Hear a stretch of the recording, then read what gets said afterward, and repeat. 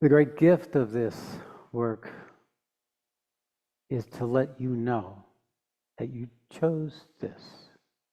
But if you don't choose this, then I have nothing to do. Then you will go the way many will go who have turned away from the call. And then another life or another time in your life, you will come to seeking again and see what happens then. But more than likely, it'll be a repeat of what you already chose. You know, it's so hard to break out of the box of your past. Almost impossible without help. Without someone who's broken out of the box, who's living. Not an abstract figure that carries all types of teachings, but a living demonstration of one who lives in the truth of it. And how do you know? Your soul will know, but you may not want to know. So that's how it is. So I give these teachings without an agenda. They may fall on unyielding soil, but I will give them to the world for those who are close to me to use as a preparation to coming to the fullness of the languaging of your own realization in a way that can serve others. To be able to name your own experience in a way that can empower others to name their own experience. Because when we can name it, we can own it. And when we can own it, we can discard it or we can include it. And that's the power we carry. The power of self-aware consciousness, of aware human beings. So today I'm going to have Satyamai. Come back. I know you're always here, but that's not the part of you I need.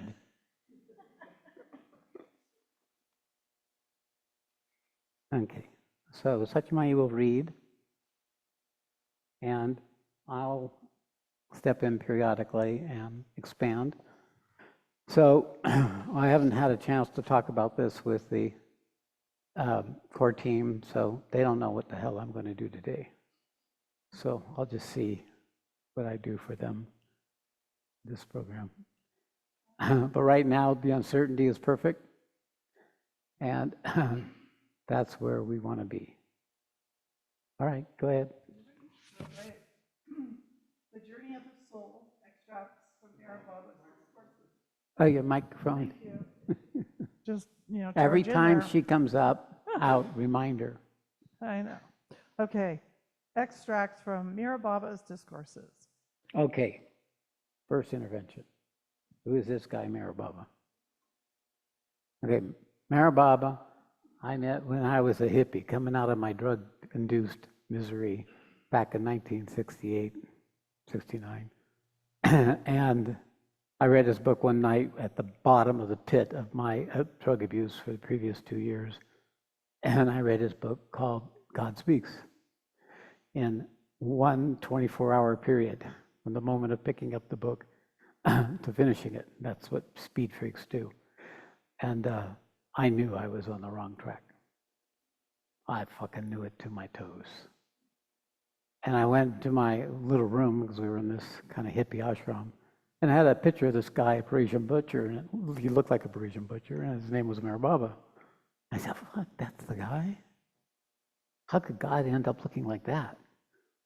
Yet something in me resonated profoundly. I was not recognizing I had been in dejection.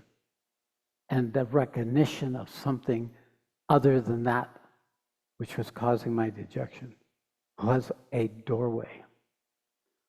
I spent 3 days locked up in a hot shed, just some water and food, trying to connect to him. I don't know how I knew how to do that, probably from a previous life, until I was complete. And then I walked out and I changed my entire rest of my life from that moment. Became a devotee, joined Sufism Reoriented, because that's who took over his work. And in 1969, I flew to India with the assistance of my father, because I was a broke hippie, broke in many ways. And when I got there was hardly anybody there, just a few of his disciples in a rundown military camp, and the disciples didn't feel like they had to host anybody. And here was a big group of people coming from the West. And the only thing they said, well, he's buried over there in a little samadhi.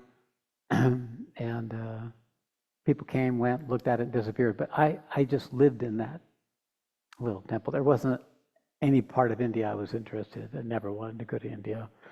And wherever I went, it was not a place I would want to be. So his temple, his samadhi, was where my favorite hangout. While I was there,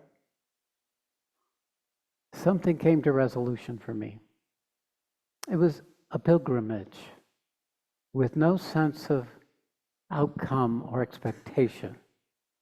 The pilgrimage in itself was a call of recognition of my soul that arranged for me to get there.